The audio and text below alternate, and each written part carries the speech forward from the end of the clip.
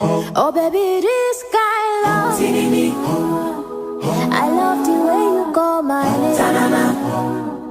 See us a fine for your eyes. I know go fit tonight. You dey give me fever. Oh baby. Okay, this is the hair or the attachment, the extension we're going to be using. So we are using color 27, silver, and also color 30.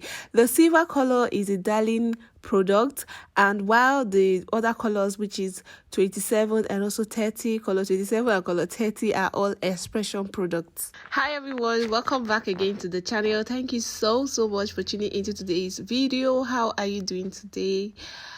So yeah, today's video is going to be on knotless braids and also coiling. Like, I'm going to coil the tips, and we also did some manipulations. You guys will get to see it in the video.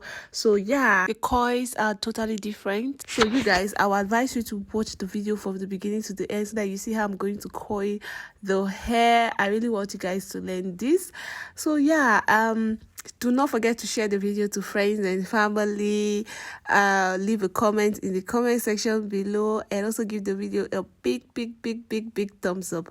So at this point, I'm just going to allow you guys to watch the video from the beginning to the end, and let me know what you think in the comment section as well.